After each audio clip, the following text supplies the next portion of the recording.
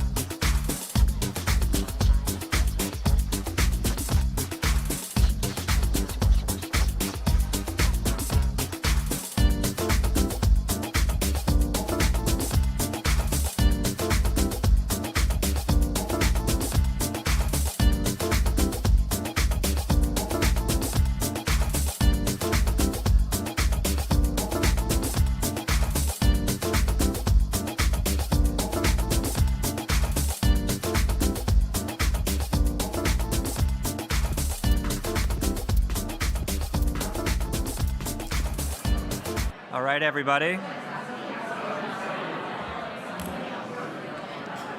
All right, everybody, if we can move to our seats.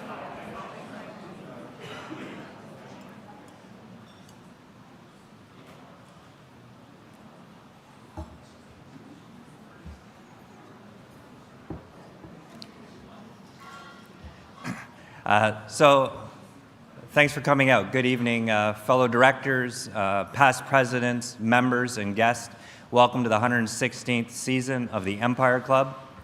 Welcome to our first Empire Nights of the season.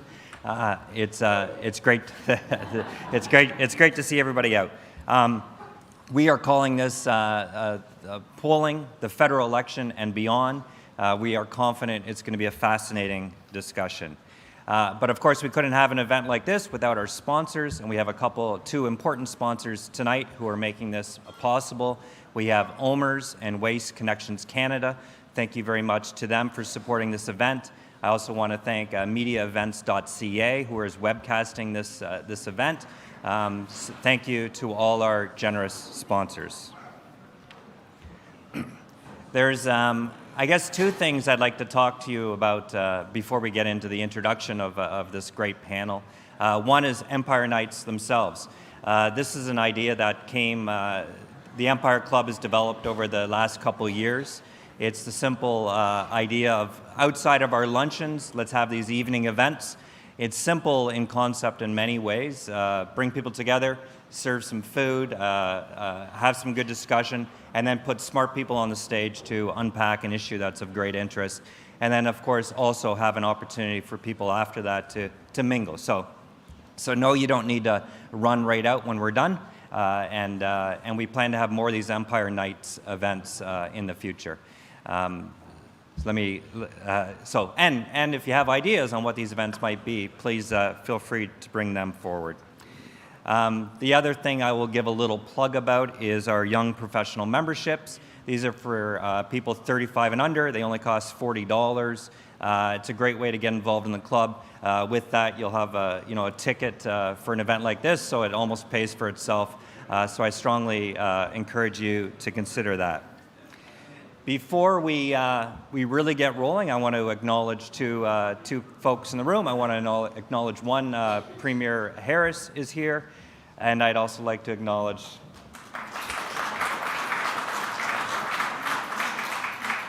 and I'd also like to acknowledge in the yellow tie, Minister Vic Fedeli.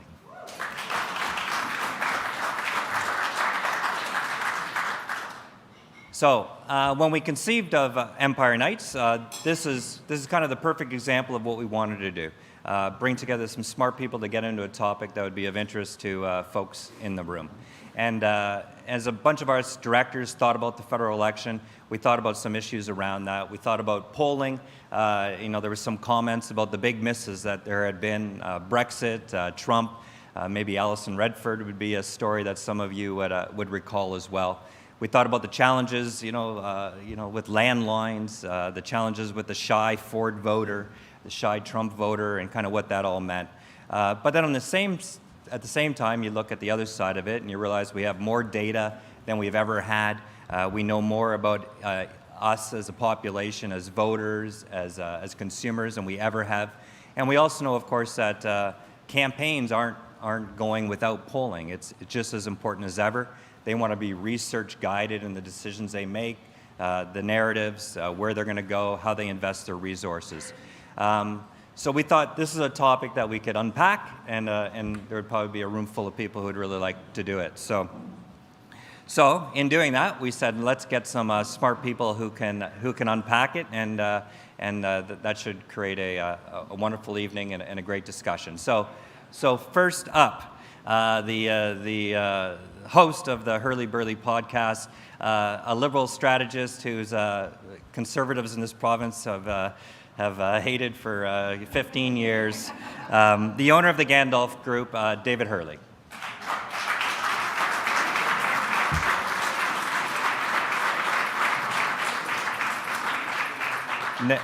Next up, we have a conservative strategist, someone who's been important in the victories of Ford, Harper, Christy Clark. He is the partner at Maple Leaf Strategies, president at Yorkville Strategies, Dimitri Pantazopoulos.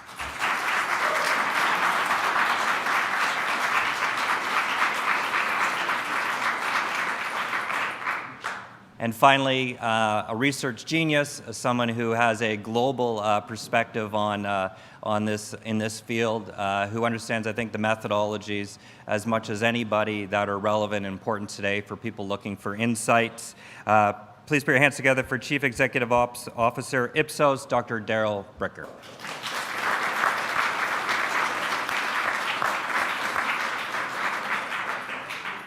And finally, a talented scribbler from the Globe and Mail. Her day job, she's at the Pink Palace covering things at Queen's Park. One of the greats from the Globe and Mail, Laura Stone.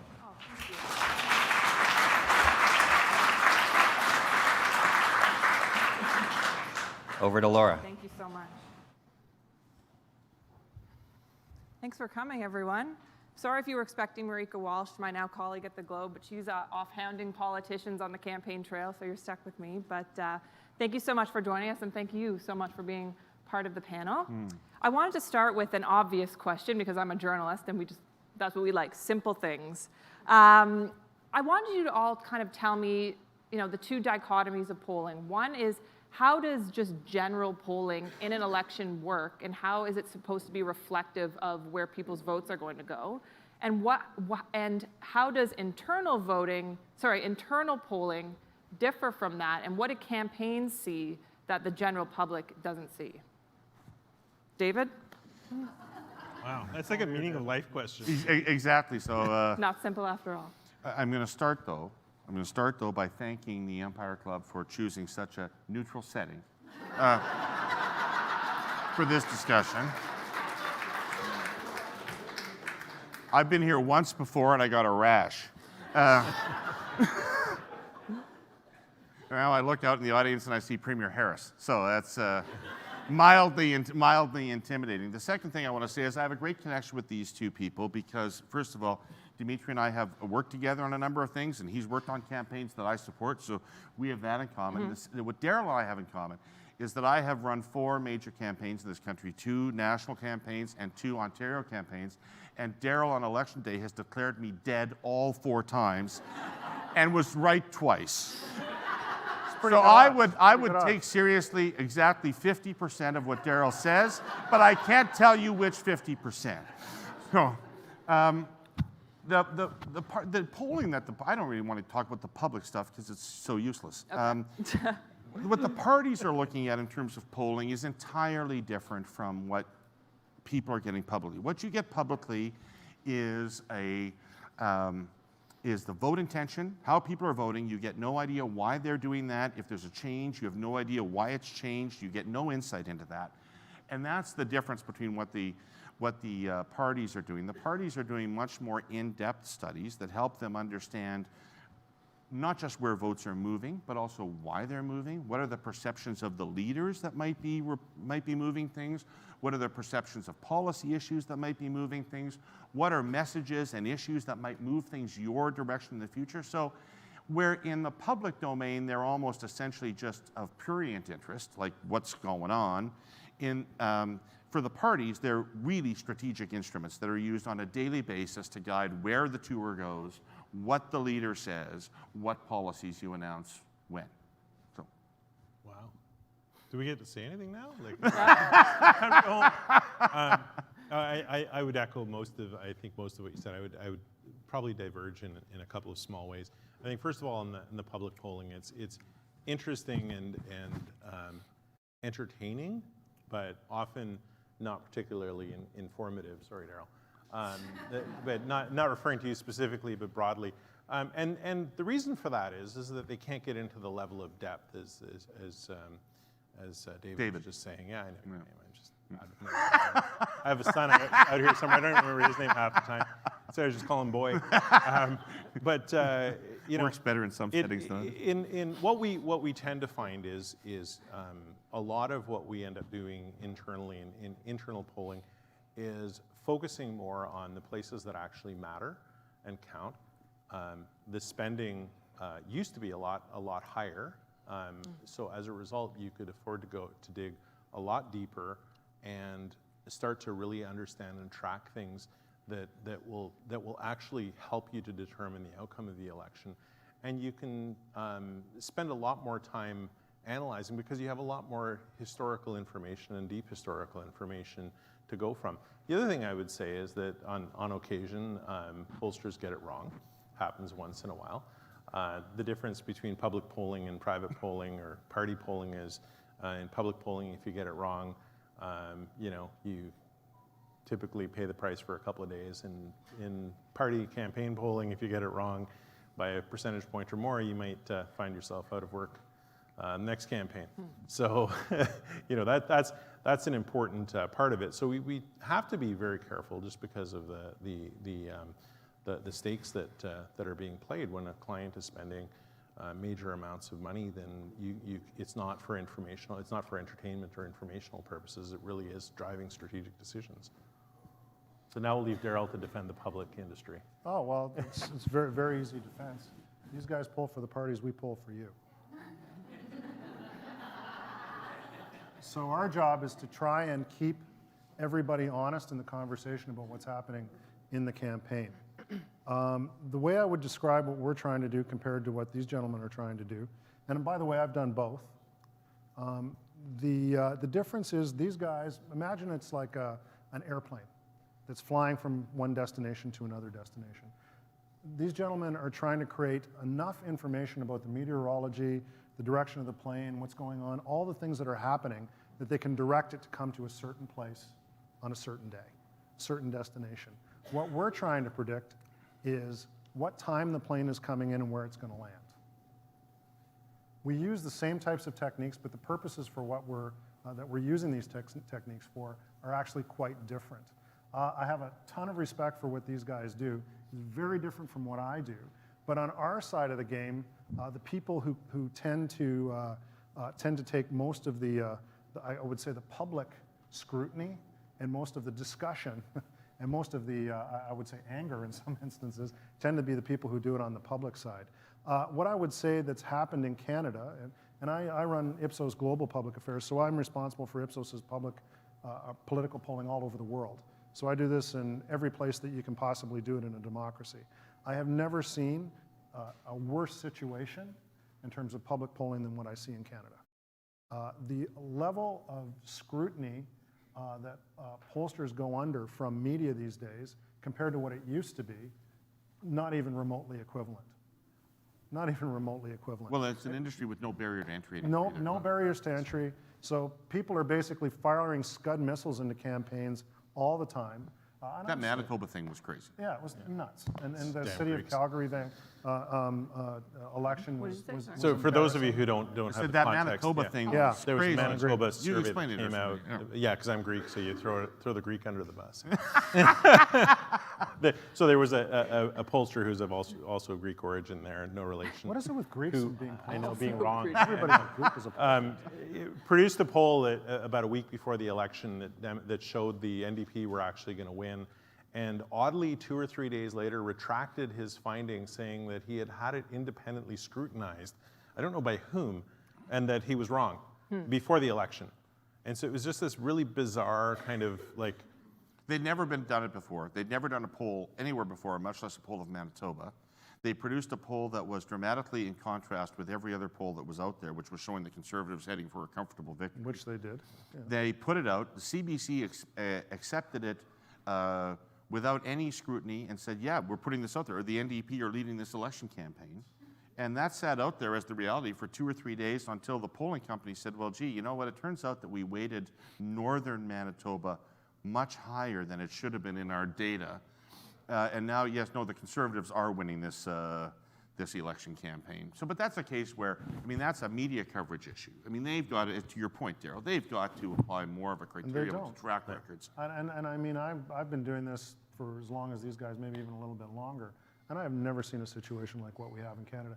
You know, guys who basically have auto dialers in their basements If they can write up a clever letter to a journalist and fire it off, they can get a poll in the press. What impact does that have It's on dropping- public it's opinion and the outcomes of elections? So if our job is to poll on behalf of the public and tell them the truth to the best of our ability, this is the worst example of it. But David, and it also interferes with the campaigns and democracy. I think it's a terrible scourge. But Darrell, I mean, let's not heap everything on the journalists for a moment here. I'd like to. Can I please do? Yeah, but it's No, it's the pollsters. partly, but it's largely the pollsters' fault. It's largely the pollsters' fault because pollsters realize that man bites dog sells newspapers, not the other way around, and that when you produce something, if a random fluctuation gets as much coverage as something that's actually real, and you can look at what's going on right now. iPolitics tweeted out a couple of days ago that according to their poll, the complexion of the campaign had changed significantly because the Liberal Party had tumbled by nearly a full percentage point. Yeah. Right? There's none of us have ever done a poll that could tell that there had been a change in almost a percentage point. None of us have ever had a sample that big that we could tell that. Well, I can tell you, because like I said, I do this in many places. The level of scrutiny that we're under with our media clients in places like the UK, the United States, even Australia, any of those places, they usually have people on staff who are responsible for working with the pollster, certifying everything that's done. You have real major disclosure requirements about everything that you do. The media outlet that actually publishes the poll takes ownership for the results that they're publishing in Canada? No. It's basically, and I saw an email last week from one of these guys, sent out to one of the media outlets saying, hey, I've got a poll that shows the following. You should put it in. It's really interesting. That's the price of getting a poll in the press these days. So what does it mean, you said? What is the impact of it, Laura? Is that I think that the value of the public polling is, and I'm not a person that believes that polls should be banned or that polls are unhelpful information. I think polling is very useful information if it's accurate to voters. Because that's an important factor into your decision. People can decry strategic voting, but that's what a lot of people do. A lot of people are looking for, what do I really have to do to get the results? I don't accept that. I don't believe that. I don't believe I don't believe that opinions follow polling. I think that's patently untrue. If that were the case, the BC Liberals would have lost in 2013. Pure and simple. I don't think it drives wait a second. Let me give an example. Maybe we're not disagreeing, because I know that every election 2 weeks out that I've been involved in, the NDP federally are going to get 3% less at least than they get in the polls because their vote collapses toward the end as people move to vote Liberal to stop Conservatives, where they think the Liberals, the NDP, don't have a chance to win. There's a lot of strategic voting informed by who can win where. I want to You get don't back. think so? Poor Laura. No, this is great. Laura asked a You question. don't even need me. I want to get back to the idea of internal pollings and how they can guide campaign strategy. And David, you mentioned even where a tour goes. Yeah. So David and Dimitri and Darrell, if you have any examples, can you provide some examples of how polling has guided campaign strategies or perceptions of the leader or decisions that campaigns you have worked on have been made, and if you can provide any examples of times where the polling is telling you something and that has guided what your campaign has done. I think that's our job every single day, actually, Laura. It's hard to answer that question because there's so many examples. Like everything from driving the characteristics of a candidate. Why does Justin Trudeau show up to every event, and I'm not picking on him or anything, but shows up to every event like this, right? With his collar undone and his sleeves up, because he's trying to reinforce a characteristic, whatever that is. And a lot of that is, I'm going to redo my button because I'm not trying to drive that same character. It's driving it for me, Dimitri. That's being demonstrated through polling, that they want their guy to look fitter or stronger or relaxed or relatable or something like that they're picking up through their polling. So it's everything from that to something like as simple as the campaign slogan. Having a strong campaign slogan, a campaign slogan that actually people can relate to and people will identify with at the ballot box, is an important factor. And I think you just go right on down the line to what policies you choose to highlight. And it's not about, I always have a problem if a politician ever says, asks, and I'm sure both of my friends have faced this, you've run into a politician who says, well, what does the polling say we should do? That's the wrong question. The right question is, this is what I want to do. How can you help me get there? And trying to dissect how it is that you're going to actually present an issue. So that's where the polling fits in, and we do that on tens of different aspects or 100 different aspects in a campaign. So do you think polling holds too much sway in campaigns now? I'll just quickly, don't want to dominate the mic, but I will say just very quickly, the answer is no. I think you have to look at this as the candidate's job is to effectively communicate his or her message. And that what we do is we help them to ensure that they're not confusing, and that they're being as forceful and impactful in terms of what they're doing what they're doing and saying when they're saying it, by reinforcing the right imagery, the right messaging, and so forth, to actually convey their message, because you don't want a confused voter. I'll give you an anecdote from polling. Okay. I'll give you an anecdote from a campaign. 2004, I'm running the campaign for Paul Martin, and I completely screw up the beginning of the campaign. Yeah, that was evident. And yeah, it was evident. It was Crapper and I were doing the Conservative stuff at the time. was evident, and we lost the frame of the campaign immediately to the Conservatives, and it was about corruption, and it was about the sponsorship scandal, and all of a sudden we were just hemorrhaging votes and falling. By the way, the wait staff is shockingly unconcerned about my empty glass. But in any event, so we were all of a sudden losing, and this is kind of a scary situation when you're running a campaign and all of a sudden you're losing and you face the prospect of blowing it. But in the data, we could see that a lot of people were now voting for the Conservatives who really didn't agree with them on very much. But they didn't know anything about the Conservatives. Mr. Harper was new. The party itself was new.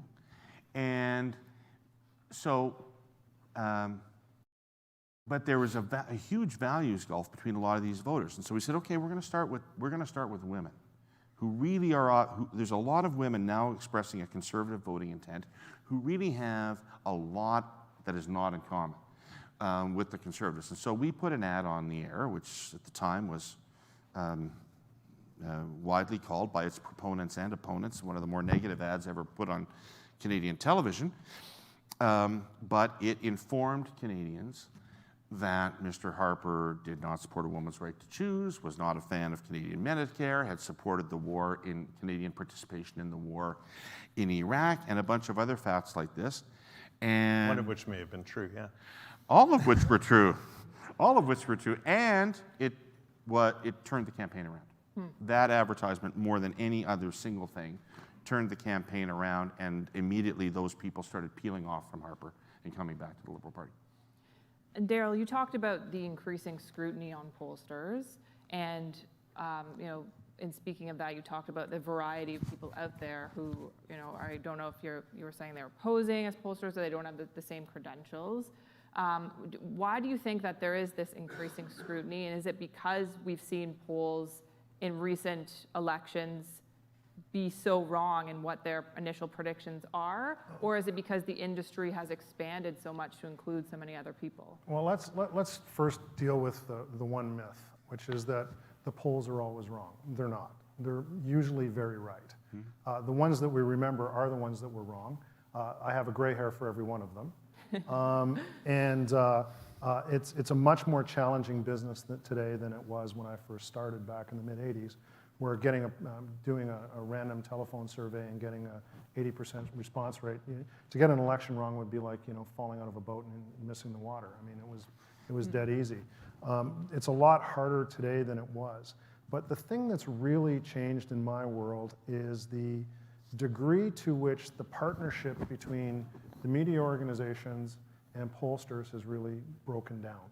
There's a couple of media organizations that do have relationships with pollsters, and I think they try to do their best to take ownership for the polling that they do, and stand behind the work that they do. And you may argue whether they spend enough to do it properly. I mean, it's up to the pollster to decide how much they want to contribute in terms of their own money. I mean, and I think all the pollsters who do media polling do it pretty much on that basis. But that used to be the standard as to how things operated.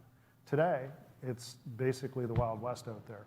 And it's if somebody's got, as David was saying before, you know, something that's kind of like a small outlier or whatever, if it's interesting, that's what gets reported. And you know, the media is no longer just broadsheets and you know, major television networks. We've got all of these various aggregators and other people who write on politics, and they'll take anything that you give them and they'll pump it up on National News Watch, and people will pay attention to it, good, bad, or indifferent. And the way that the media is, CBC in particular, which I frankly just don't agree with what they do on polling, this idea that what we're going to do is... You're not part of their aggregator, are you? No, and we won't allow them to do it. Because? Because somebody else paid for it, we paid for it, and I do not want to have our brand associated with all of the other polls that they throw in there. If it was just the good polls and they really exercise some control over what they put in it, I wouldn't have a problem. The issue is not that. The issue is the way that they indiscriminately treat all of this stuff as though it's exactly the same. So we, you know, 338 in the US, or not 338, whatever Nate Silver's thing is, and Real Clear Politics, we actually had to do interviews with them to have our polls included in their aggregation. They sat down and kicked the tires on all of our methodology. They have a certain standard that they apply. None of these other guys do. And the reason that they don't is because there aren't enough polls available in Canada to do what Nate Silver does, or to do what Real Clear Politics does, particularly polls of quality. So they have to take everything that they can get, and what they're hoping is if they throw all of this garbage together in a blender, they're going to get something that's going to look like what's going to happen. And you know what? They're generally not bad on the overall numbers. What really tends to suck is their seat models, but which is another thing I object to. But that's so our position with the CBC. You object to seat models and polling and. Well, no, I don't object to seat. What I object to on the seat models is they never asked us whether they could use our data for that. They just took it. But I recall in 2004, Darrell, in the last, you were with the National Post at the time, right? I was. Polling for the National Post, and in the last survey that you did, you were pretty much bang on. There was a bit of, we tracked right up to the end. And our We seat had this model sucked, conversation. yeah. And the seat model sucked. It so did. At the end, it was 121 to 123, but your percentages were right. And the Globe had worse numbers. 121 to 123, what do you mean? That was their seat Yeah, model no, came out it's- to 121 for the Conservatives and 123 for the Liberals, or vice versa. I can't remember. And the Globe, who had We were with the Globe and the CTV. No, it was. no, you were was- with National Post at the time. I don't remember And exactly. Someone else, I can't remember who. It's been a long time, guys. You're wrong. Then they flipped, and well, the seat model was wrong, even though their numbers were pretty close. They had 37-30 and a Conservative win? It was no, what it was. I don't even recall what remember. the exact numbers. Because it were, was but 30, the result was we saw- 37-30. It was 37-30, but you have to also recall there's a whole bunch of problems we have to intermingle here. But they stopped polling all the public pollsters in that election. That Stopped was the polling on problem. Wednesday. That 72 was the hours. problem. Wednesday. No, it wasn't 72 hours. It was Wednesday because they needed the I can't numbers remember for what- Saturday. yeah, I remember we had a probably long was. conversation It about probably this. was. Oh, this is great. I think I was really hammered at the time. We I don't tracked remember. up till It's- Sunday, and we saw this. Like Dave, you were there. You were watching it. We were going like Yeah. this, and then that last week, forever is a long time, came like this, and then the last couple Yeah, of it days dropped went like off. this. And so it was, Nanos was the closest in, but he stopped on Wednesday. And luck is as good as skill in some instances. And he's, I like Nick, and he does a good job. But in that particular instance, he kind of had it in the sweet spot. Even though what we were seeing towards the end was this trailing off, as I think Darrell, David and Darrell, Dimitri. How do you get three guys with D's and a confused guy? So like that? anyway, to answer your question, Which what? to answer your question, the purpose of the public polls is basically to keep everybody honest. That's the purpose of the public polls. I'm old enough to remember when we didn't have a lot of public polls, and what would happen. Is it though really to keep the public honest? Oh yeah, absolutely. Because we have one poll right now in the federal election that shows net plus 10 for one party and one that shows net Well, plus if you 8 for pay the other attention, party. if you pay attention to ours, we're trying to keep things honest. But But do you think they have disproportionate influence in an election campaign? absolutely they do. They influence everything that you do, Laura. But disproportionate. Like, do you think that it? They do. They influence everything that you do. And so, as informed citizens, what should we be looking at when we're weighing certain polls, and how do we know which one is good and which one is bad? Well, I think you can rely to a certain extent on the track record of the individuals involved. If you've never heard of them before, you probably shouldn't pay a lot of attention to it. And I think that you should kick the tires. One of the things that I think we really excel at Ipsos is we put everything out. if you want to know exactly what we had, exactly what we did, it's all on our website. You can take a look at it. I'll give you. I think Darrell nailed it earlier. The media organizations have to take responsibility for what they are. Yeah, that's true. What they are reproducing, and you know, I mean, the Globe and Mail is an enormously respected institution, and I buy that paper because I believe that what they print is true. And so that should be true of a poll you publish also, right? That should be of the Globe and Mail standard. And I'm not saying that stuff you run isn't, but I mean, I think the media organizations, whether it's CBC or Globe and Mail or Toronto Star, they've got to bring their brand equity to tell me I can trust this thing. And sometimes because less how is else more, do right? I know whether I can trust it or not? Right. And You less. can't ask an individual to be an expert in polling methodology. But I think though the first question you have to ask yourself though when you're as a consumer, as a you know, somebody who doesn't spend a lot of time at it and is looking at these things, going, sensationalism sells papers, and if you look at something and you go, wow, this is like amazing, it almost seems like it can't be true. Then Probably it's isn't. probably not true. And I'll give you the best and most recent example was 2 weeks out from the Alberta campaign, and you know, it was missed in the bio, but I'm proud to say that I worked on Premier Kenney's campaign. 2 weeks out from E-Day, there was a poll, and I don't recall honestly who did the poll, but had the Conservatives behind in Calgary and ahead in Edmonton. I'll tell you, it didn't change in the last 2 weeks, folks. It didn't. Yeah, see? There's someone's cheering for Edmonton over there. The Oilers aren't that good either. Got one or two good players. But you know, you look at that, and the amount of heartburn, honestly, that it caused me personally, just because everybody and their dog then calls me, everyone, my friends, enemies, neighbors. What are you talking about? What are you talking about? On the day of the 2014 election, okay, Darrell said we were going to lose by 6 percentage points, okay?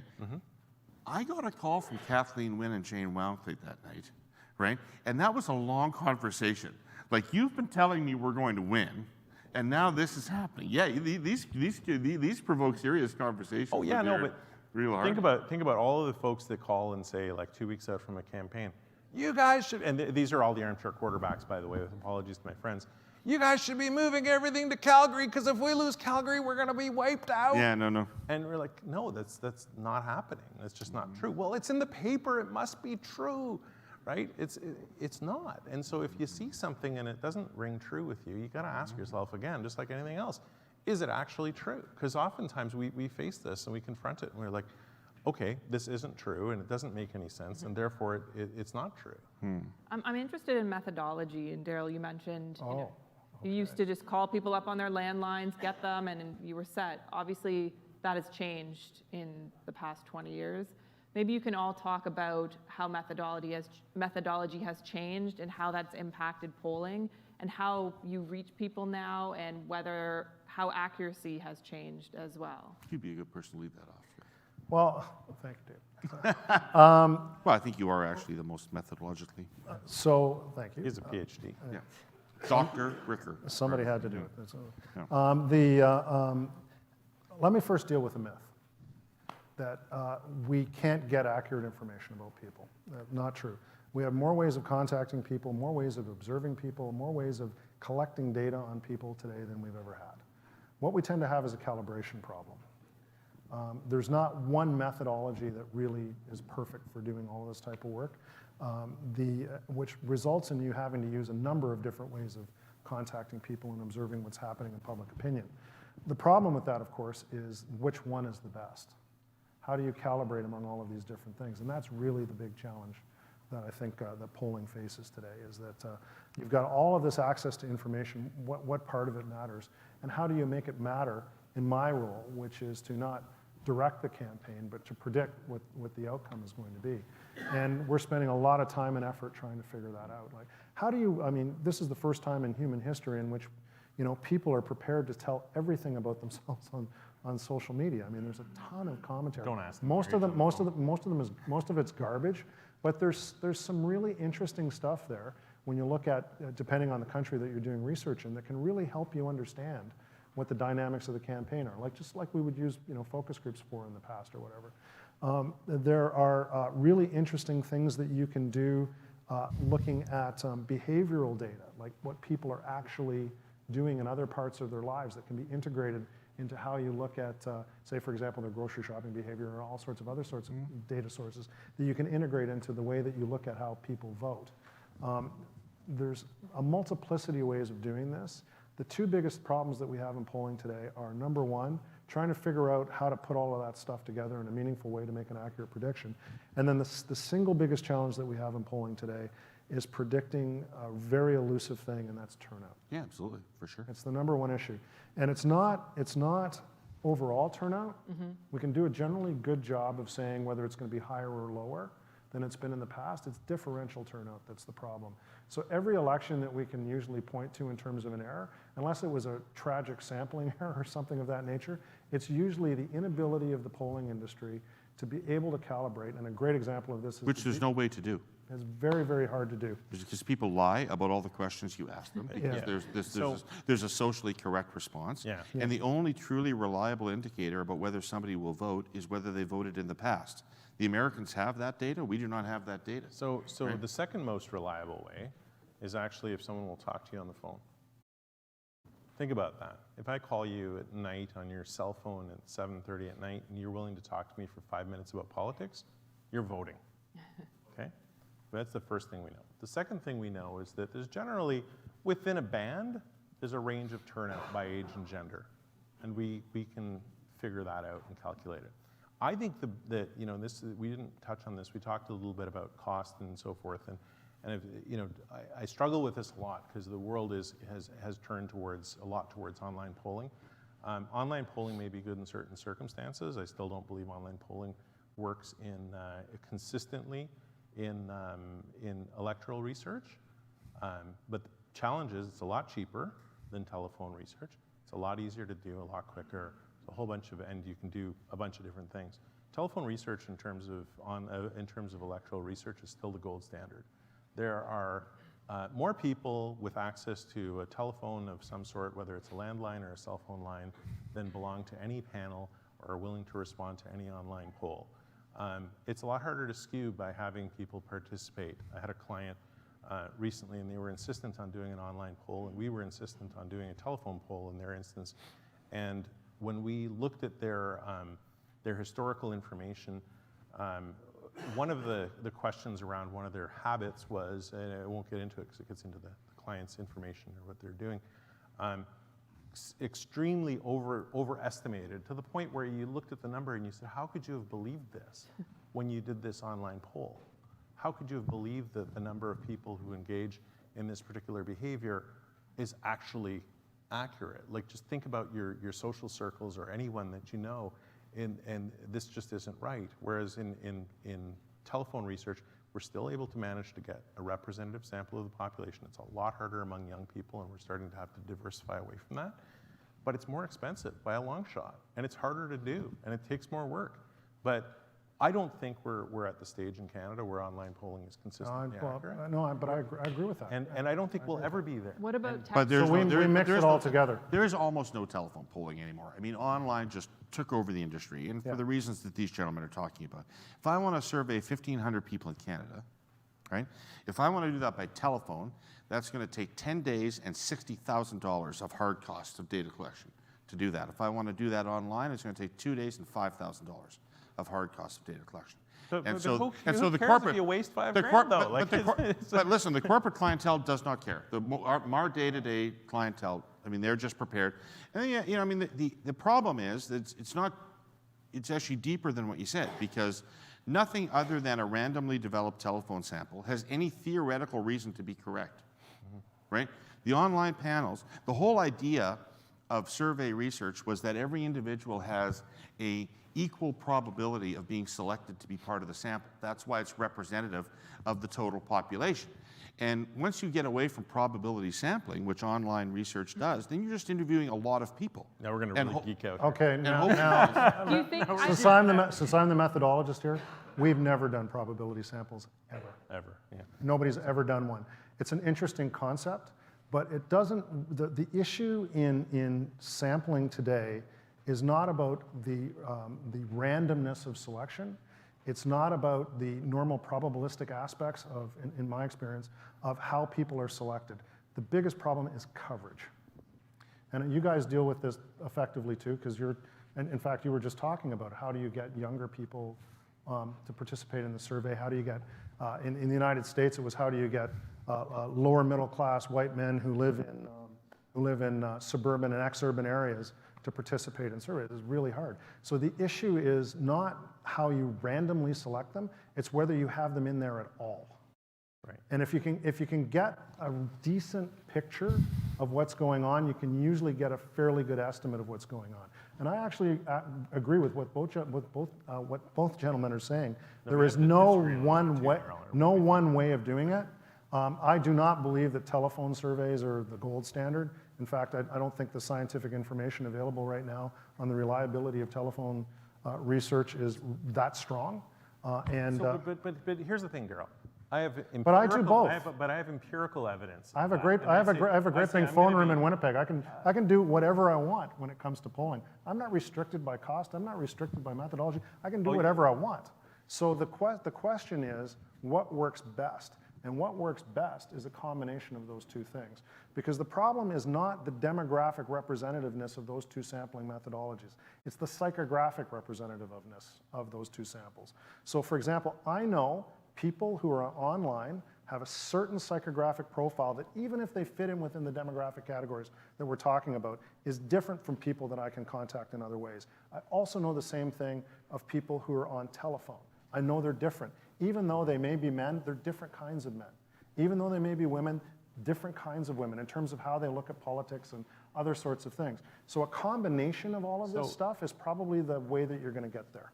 So I'm going to disagree with you. I would come back to this. I would say, I've done a number of elections over the last number of years, too many to count and more than I wanted to. I've done quite a few too. But more recently, and I will say this. No, I've done them tons and tons and tons. I've done. I can well, tell you. We'll pull out our polls later. Remember, you do this here. I'm the liberal of the Albany Club. You do this here. Minding my own I do this all over the world. Well, I'm not. We can discuss all. And I've had these problems all over the world. Right? We can talk about the Canadian context. The reality is, first of all, if the characteristics of a person who are on the phone, to David's point, the characteristics of the person who's on the phone is no different than the characteristics of a person who doesn't have the phone. That's not true at all. It's simply not scientifically true. You haven't heard at what all. You haven't heard what I said. No, you said they were the same. They're not. I did not say that. Okay, go far away. I did not say that. You know what? You're right. Can you let me finish my sentence? Please, go ahead. If a characteristic I'll of just- a person who's on the phone This is is not natural. different than the person who's the characteristics of a person who doesn't answer a phone, then you don't have a sampling bias. Correct? No. Otherwise, it wouldn't matter. It wouldn't have mattered 40 years ago because we don't have the response rates by replacements. telephone are like 5%. How many people are on one of these big online panels? They have their problems How many too. people? Yeah, How many people? Give me a number. Is it 500,000 This people is a across representation Canada? of the fact that Is you it don't- 500,000 people across Canada that are active on online panels? I don't Do you think think so. we actually do online research on panels? No. I think you do them We in a don't. number I'm of going to ways. but interrupt. we Just, I don't. don't want to be rude, No, Here. this is just but like, we're getting. This you guys is like can have really a drink good. yeah, it's not afterwards interesting and- for you. We'll talk about it afterwards because You can teach it's me just later. wrong. There was something I did want to ask though regarding text message campaigns because we saw David with conservatives, and this was a big on Twitter with Sarah from the Conservatives texting everyone, "Are you going to support?" Are we going to see more of these text message campaigns, and do they have any legitimacy whatsoever, or is this just a gimmick? I don't think anyone does survey research that way that I know of. I mean, No. The party was. that's not that they're doing voter information Okay, gathering. that has- Yeah, That's- they're gathering data on you. And how does that contribute to You say campaign yes. information? You say yes, and then they call you. They call or text you on election day saying, "Don't forget to vote." Right. That's simple. What's the response rate for that? It doesn't matter. It's They so don't cheap. care. It's so cheap. If they contact 1 million people and it costs them $1,000, great. Like they've got X number of. I don't know voters anything on it. about it. It's like advertising. I literally don't know anything about it. I just get the lovely messages. And what do you say to those? The NDP ignore does them. this too, by the way. Just ignore them. I want to move to the current campaign and what we're seeing in the issues that are being discussed, how it's unfolded. in terms of polling, what are, maybe the top 2 issues that come up time and time again, or maybe this campaign is unique, but that you see that people talk about to the average voter? What are the issues in polling that you do that they talk about the most? Are you, sorry, just to clarify, are you asking us what are the top issues in this campaign? Well, I guess yeah, I'm talking about this campaign, but are there commonalities between with many of them? Well, they're all common because this election, a big part of it's going to be about the affordability of life for middle class and working class people. Every election in the world has been about that subject for the last number of years, and this one will be about that too, and that's showing up in everybody's polling, and that's showing up in everybody's platform. As a result of that, some of them are going at it different ways. Some are spending to help people, some are cutting taxes to help people, but it's all in that zone. And then it's from there that they try to differentiate. So, for instance, I see the Conservatives deliberately staying exclusively on that track, like taking great gambles to stay exclusively on that track. Like, for instance, not just not being part of the climate marches, but holding a road building announcement the day of the climate marches. Like, they want people to understand we're not about any of that other shit, okay? We're just about making your life more affordable, okay? They want people to get that message. The Liberals want people to think they're on the affordability thing, but they also want people to think they're about more than that, and they're trying to sell people on a worldview more than just a pocketbook issue. But fundamentally, everybody's being driven precisely by polling at this point. David, just relax. The fundamental difference in this election campaign is that the Conservatives want you to take the bus and the Liberals want you to take a canoe.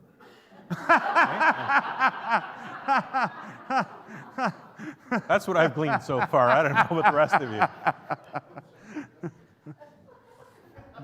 So that's interesting that I haven't got one for that. So do you think, so the affordability message did seem to, that was the Conservative message straight out of the gate, and the Liberals had that too, but that has been less their focus, and we've seen them play a bit of catch up, I would argue, as the campaign has gone on. So do you think that is because their polling has changed throughout the campaign, or they always knew it was going to be like that, they just didn't want to lead with it?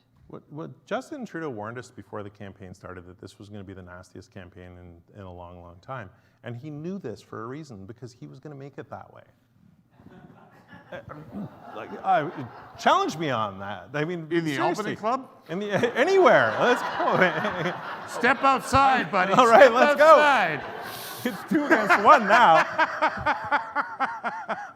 And where does that come from? Is that because he's facing a tough fight and this is how he reacts? Well, This is because he's playing defense? I think he came into a campaign where he's got a lot of his own personal negatives on issues, and I can't for the life of me understand why the Conservatives haven't focused to this point more on the challenge that they've faced, because they really haven't. And so what he wanted to do was to make it about them.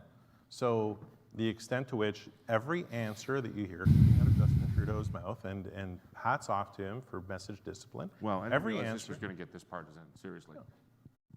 Really? Every answer he's given is about Every Stephen incumbent Harper. runs against their opponent. When Of you are course. running for election for the first time, you can all be about hope and change, and everything will be wonderful and better is always possible. That's when you're running for the first time. Every government, Liberal, Conservative, New Democrat, that is running for re-election runs against its opponent, and therefore is contrast, if not negative. This is not a Trudeau phenomenon, for Christ's sake. Really? Okay. Really. This is, come on now. What did Brian Red Mulroney do to Parents- John Turner in 1988? He ran Okay? against them What on did free Stephen trade. Harper do On free to trade. Stéphane Dion or to Michael Ignatieff? These were positive campaigns? No, I'm not suggesting that they were, but I'm just saying he was the one who said it was going to be nasty. I haven't really And noticed Scheer's not any- negative, right? Well, I haven't noticed it. Have you? What's been the negative aspect that's come out of Scheer's campaign? I'm really curious, because frankly, I'm Let me all throw about something out. negative. Okay. Let me throw something out just to divert us. Yeah. This was a pollster. There's a couple of things that have really surprised me in this campaign. The number one thing is that the Liberals seem to think they're the front runners. I've never seen a campaign in which somebody was so obstinate about the fact that they deserve to be the government and would fight for it in the specific way that they've decided to fight for it. It's really kind of bizarre. Is that because you've seen the numbers and they don't They back that haven't up? been ahead. In our polling, they haven't been ahead since SNC. Frank Graves says they're up 13 points in Ontario right now. That is a win of 2/3 to 3/4 of those seats. Frank is entitled to his opinion. I'll stick to what I know based on You think the Frank's facts. offering an opinion, Darrell? Yeah, I do. Yeah, I absolutely do. This is he's such also, a he's collegial also, by the industry. There's nothing like the polling industry. We all hang No, together, respect we all you. defend each other, we get together for drinks. David, Frank has the Green Party in second place in Quebec. I'll leave it there. Anyway, He's not working for the Green Party, is he? no, I don't know what he's doing, but the two things that have really Nano surprised says me the in Greens that, rising in two Quebec things too, that by the really way. surprised me have been the stance that they've taken where they really feel that their leader is a huge strength and that everybody loves them, and I don't think that's the case anymore, and that also they feel like they're the front runner and that nobody's really else could possibly be ahead, and there is somebody else ahead, at least in our polling right now. The second thing is the differential between the amount of enthusiasm that there is in the Conservative vote right now versus the level of the Liberal vote is a real problem for the Liberal that makes Party. sense to me. And I don't know what they're going to do to turn those folks back on. I think at the start they felt that they would be able to do it by really, as David quite correctly pointed out, by really making the voters, particularly progressive voters, concerned about the potential of a Conservative government. But it hasn't, to this point, seemed to have been able to energize the progressive votes to get behind that one single choice. I don't think anybody knows what this election's about. No, think it's like a that's true. big amorphous blob. Nobody kind of knows what going choice through they're there. being asked to make. I really No, don't. I was going to agree. say that I think at the end of the day, That's what we're exactly hearing the point. here is a lot Exactly of the people point, trying to yeah. shake out what's actually going to happen. And I think with Mike at the beginning, we talked about that. And I said, this election to this point has been amorphous. And where we and you bring up 88. 88, it was during the leaders' debate that the free trade agreement actually became the focal point. So they went through the first half of the campaign. I was there, that's not what happened. Oh, okay. No, I'll tell you, because I agree don't on know if not a lot of people know this story. What happened was, the Conservatives thought they were in pretty good shape. I tested all of the ads. I went out and tested them all. The whole ad campaign was completely different from the one that you saw. They had a whole hard work thing that they were going to do. They even had almost like a heavy metal song as their campaign anthem. I guess people are doing campaign songs again, so it's kind of interesting. And what happened was, they were just going to do sort of this hope and hard work kind of thing. That was their campaign.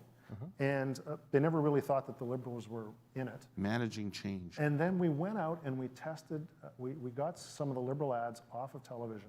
And they ran this one ad of, and you guys. The Erasing Border. Erasing the Border. I don't know where they filmed it. It was almost done like in 35 millimeter film. It was beautifully shot. And I took it out to focus groups. And the first time people saw it in the room, they laughed. The second time they saw it, they paid attention. The third time they saw it, they said, what the hell is going on?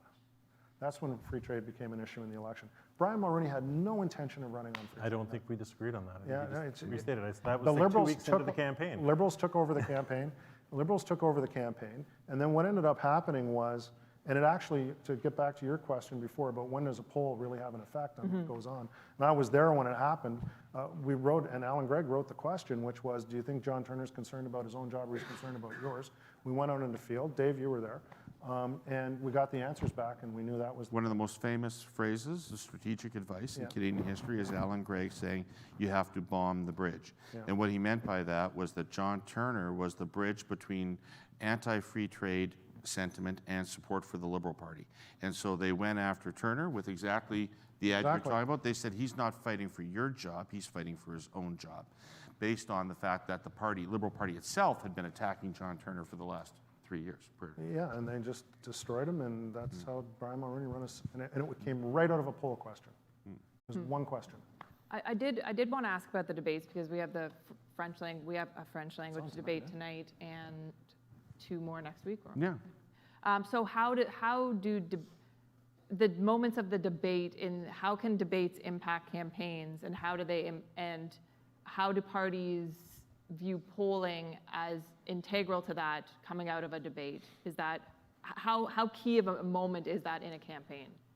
Well, I'll start. I think that people obviously look for the knockout punch in a debate, and sometimes they'll think and media will be careful and say that if there isn't an obvious knockout punch, that nothing really happened or that it was sort of a tie or a skirmish. I believe that all debates impact on public opinion, even if there isn't a knockout punch, because there's a small number of people who watch the debates, and they will form, I mean, small relatively, but it's still a significant number of people, and they will form judgments about the leaders, even if there isn't a knockout punch. They are watching them for 2 hours and making observations about them, and they can't help but change their impressions of them over the course of that period of time. So you shouldn't just assume that if you don't see a "I had no option" moment, that the debate hasn't changed anything. It likely has changed something. In fact, I would say with Mr. Harris in the front row here, that Mr. Harris's debate against Lynn McLeod had no knockout punch, but was a hugely decisive moment in that election as people took a judgment of the people that were running in its totality. So I think the debates are very important, and we have always taken them extremely seriously. Generally, we will have a very large focus group of real-time, measuring the debate in real time, telling us what landed from our opponents, what landed from ourselves, what the overall feeling of the debate was at the end of it, so that we can respond almost immediately. And then, of course, in a campaign, the parties are all doing nightly survey tracking, so you can tell immediately within a day or two. Now, there's always two things about debates, one of which is the group of people who watch it, and then the much larger group of people who hear about it from you, right? And they get told what happened through you, not even if you're not trying to tell them, but it's what you choose to talk about from the debate. It's the exchange that is emphasized by the media gives the broader population a sense of what happened in the debate. So almost a bigger battle than debate night itself is the battle for the frame of who won or lost that debate. I think you covered it. I mean, we do much the same thing on both sides. It's the nature of how campaigns are fought. Debates are interesting research moments because it's the opportunity to actually put the 2 or 3 or 4 or 5 leaders next to each other and have them interact and have people actually seeing them interact and getting a better sense of how they juxtapose against one another. It's also for many people the first time they actually get an unvarnished view of the candidates themselves, where in a campaign rally or on a TV commercial or whatever, it's all rehearsed, it's multiple takes and so forth. This is the cut and thrust, and it really gives you an opportunity to see how they interact. And it also then finally gives you the ability to push a message to what David said, that you come out of the debate, you've sometimes pre-programmed, and I think you'd remember back to I think it was the 2000 and one of the Martin campaigns, I want to say it was 2004, where he did this big nationalistic message, and it almost came out of nowhere. It was a complete non sequitur to whatever the question was, but he obviously had it ready and he wanted to use it, and he came in with it. And what was the line? You must remember it, David, that he used. It was something about it was some sort of national moment about I believe in one country kind of thing. No, I don't remember. No, okay, but it was a bit of a non sequitur, but it was obvious that he wanted to use it. Remember the loss is better than the wins myself. Yeah, that became the. Don't we all? I've had more than both of you combined. So the interesting thing in this campaign Yes. this is the last thing, right? There's no other formal activity. You usually have your launch, you have a few things that go on, you release your first ads, you do all those and these 3 debates, there's not a ton of debates, there's 3. If the debate doesn't break the logjam, Darrell, they're going to have to take the gloves off in their advertising.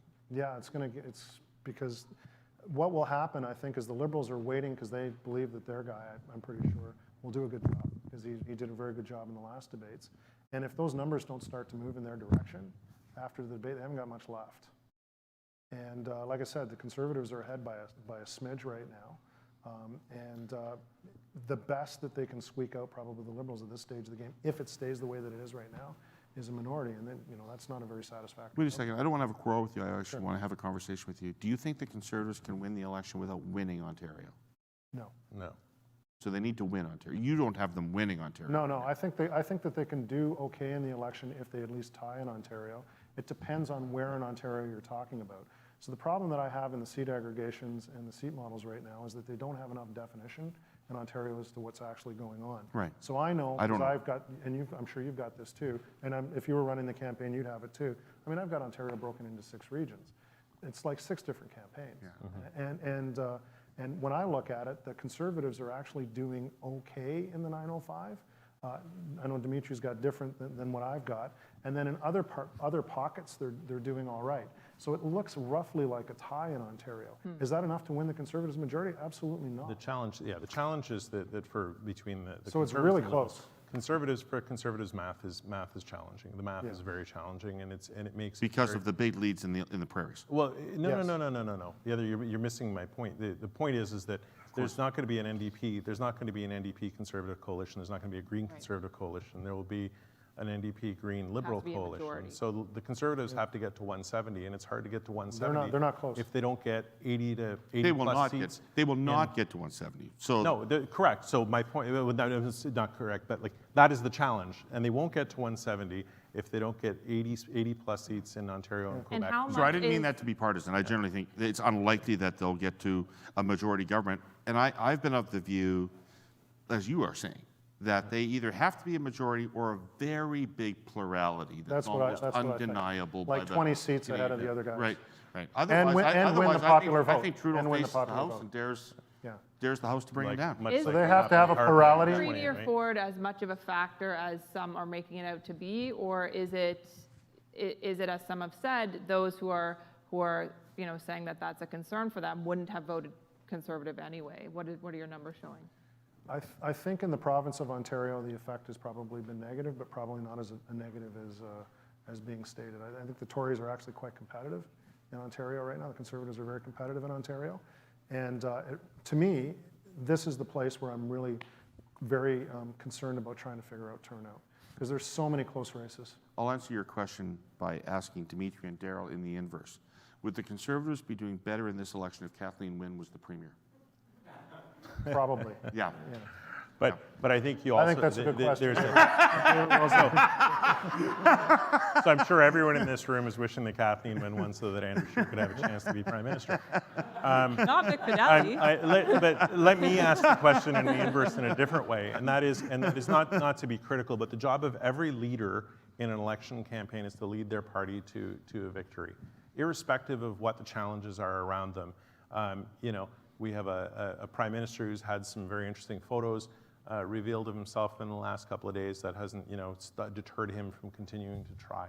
As a political leader, as a political party, you have to identify yourself, you have to identify your issues, and you have to make your case to the public with a lot of other noise going on around you.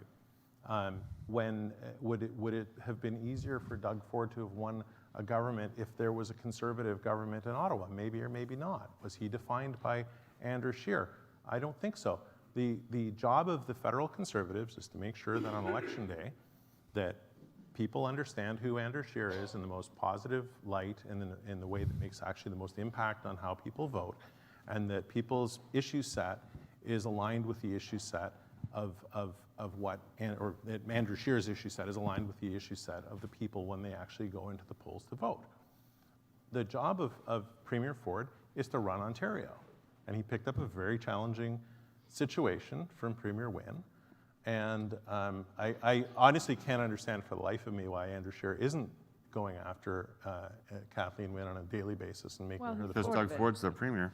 well, but I think that's you been know, his rebuttal. they're also the Liberals are also going after Stephen Harper on a daily basis. I haven't noticed him as the Prime Minister. No, in the I'm last saying 4 that years people's either. recollections of Kathleen Wynne are changing the longer Doug Ford is the Premier. Maybe.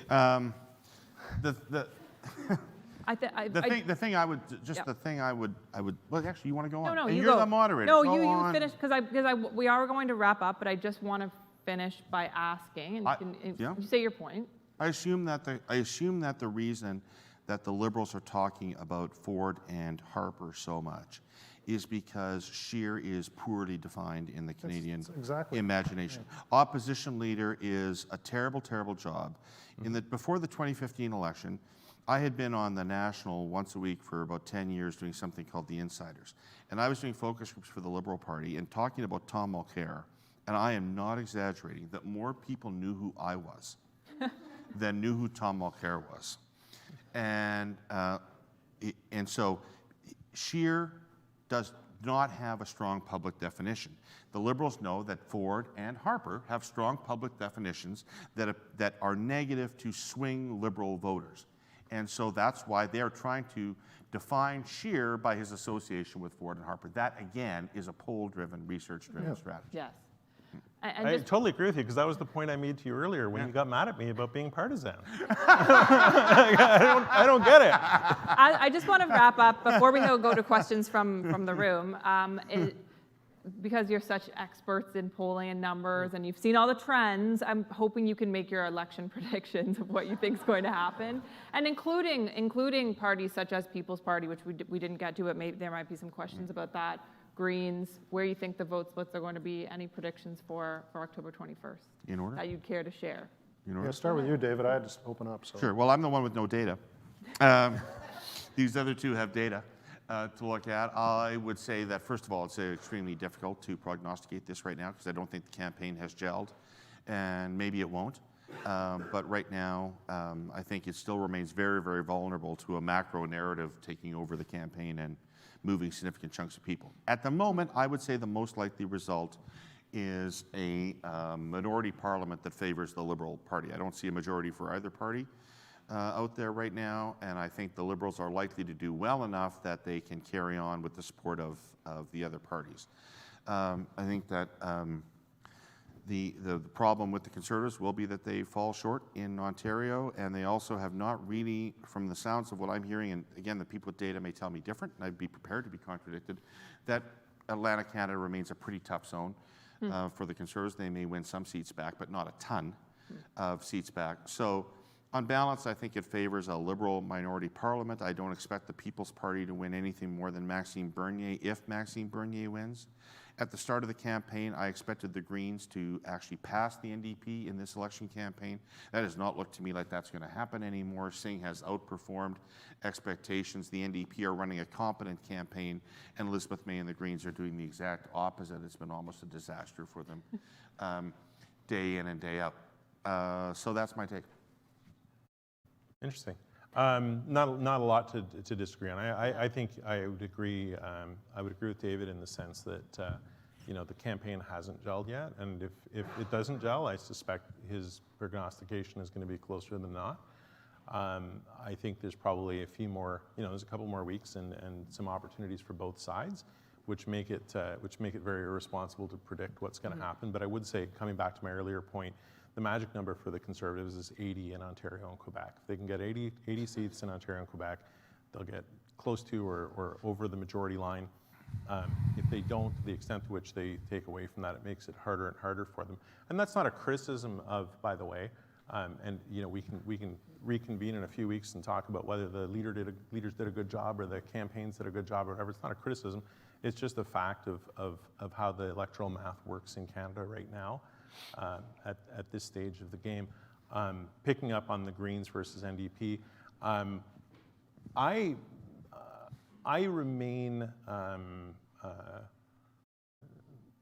what's the word? The word isn't optimistic, because I'm not optimistic about such things, but I consider the fact that the Greens could actually pull off 4 or 5 seats in this election campaign. So you know BC pretty well. They'd be mostly out there. Yeah, I don't think that they're being helped by their own leader in terms of some of the positions that she's taken and some of the things she's saying.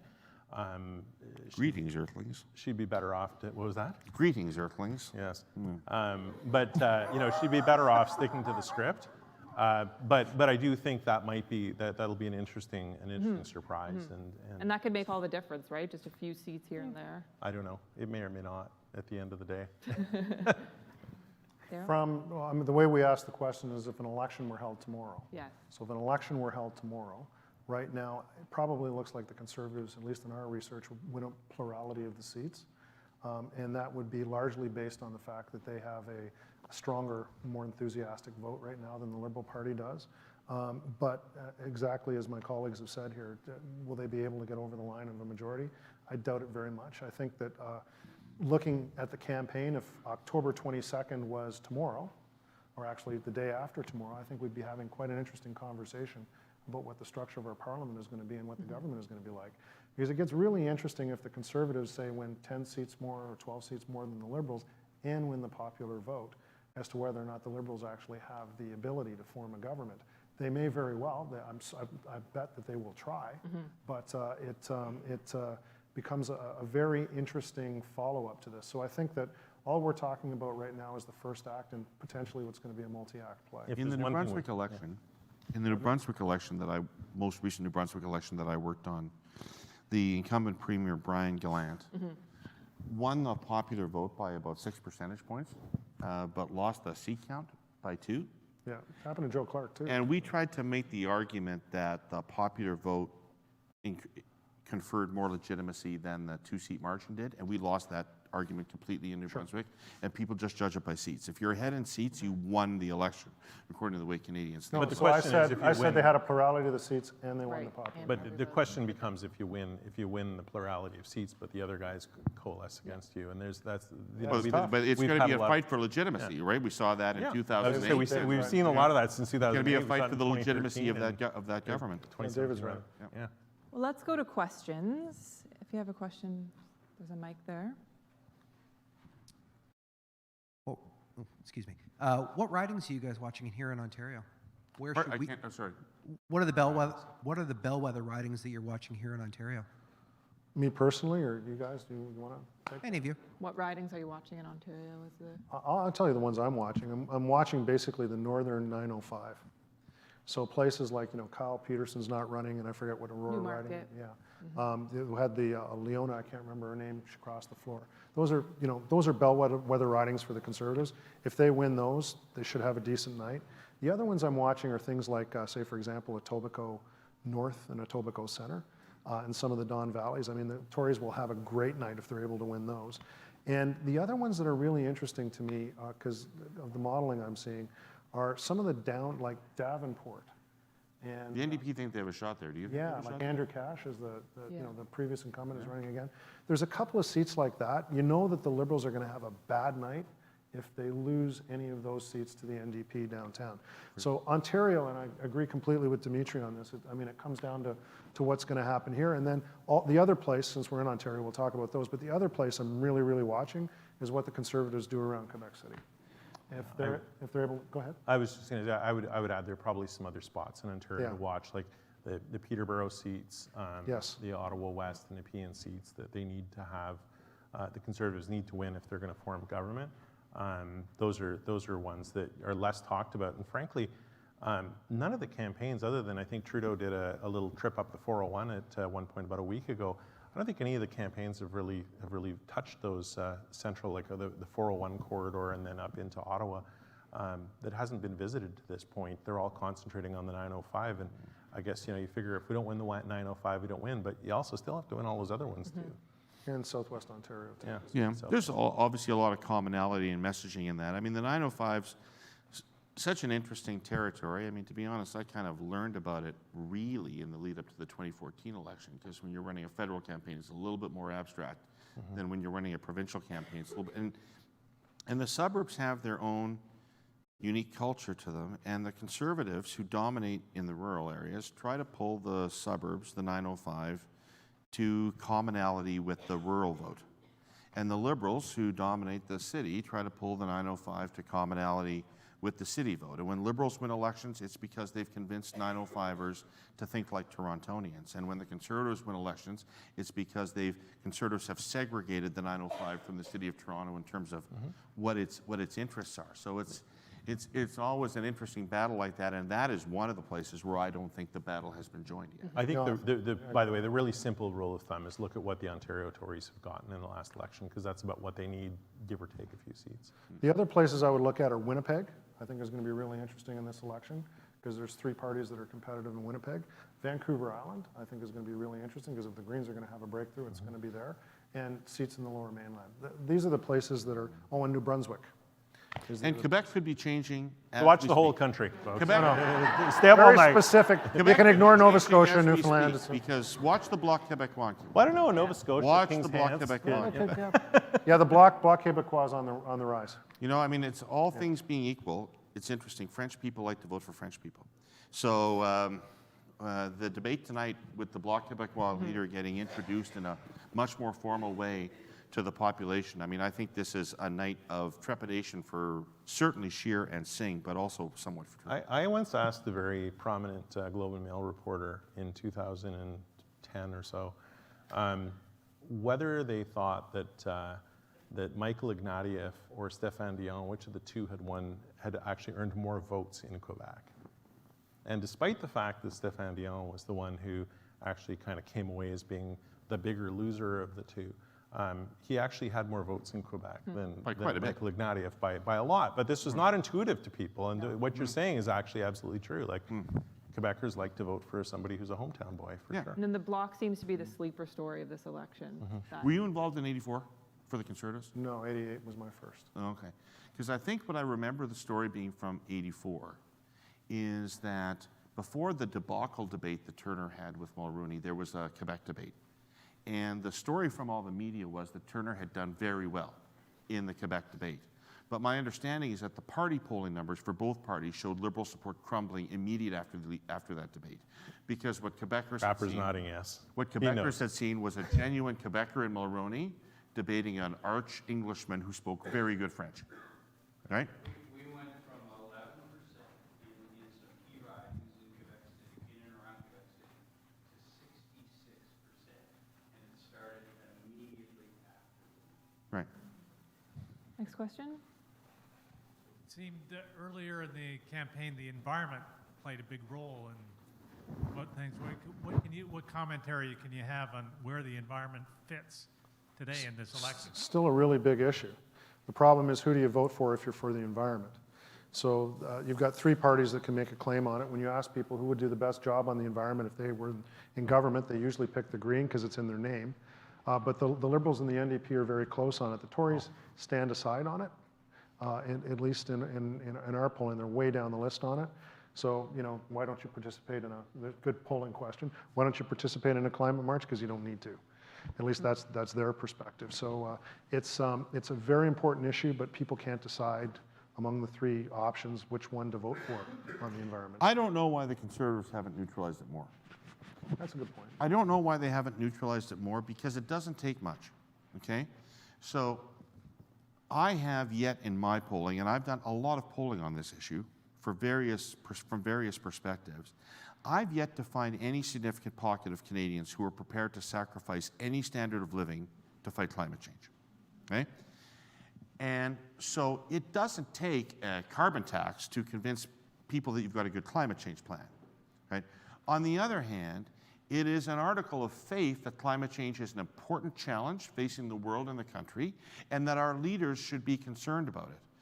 So my fear for the Liberal Party coming into this was that the Conservatives would introduce a plan that would easily meet the public test, even if it didn't meet a technical climate change test, and that they could say they were just as concerned as anybody, except they weren't going to tax you. But I think And I don't know why they've done. Well, no, by refusing to go to the climate march, right? No, but and like they are saying, I don't give a fuck about climate change, and that No, is not conservatives don't a swear, tenable. David. Come That on. is not a tenable position They for a absolutely- person seeking to leave the country.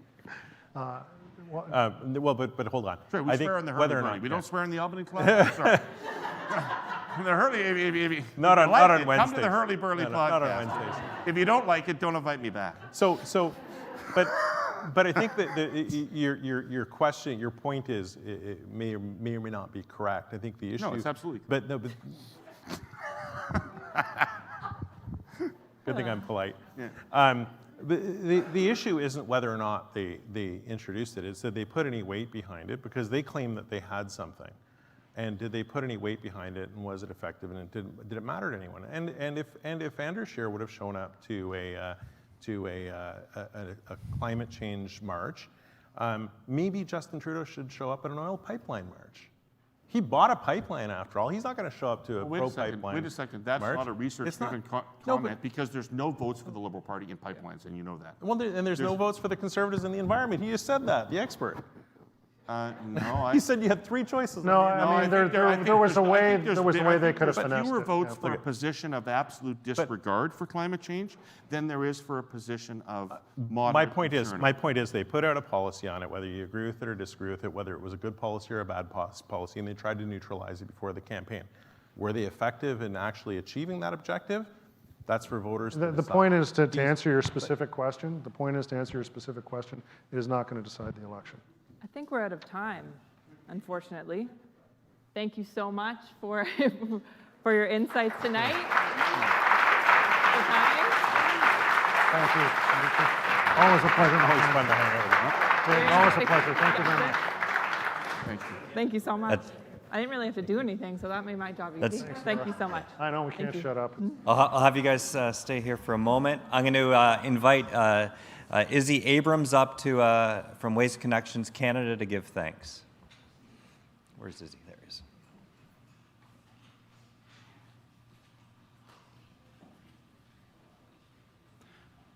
Well, on behalf of Waste Connections and our 18,000 employees, thank you to the Empire Club for putting this evening on, and to the moderator and panelists. I guess we could call them D3, because if I pronounce the name, I'd probably screw that up. Not only was the evening insightful, entertaining, but I think we found out that pollsters really do have a sense of humor. So thank you.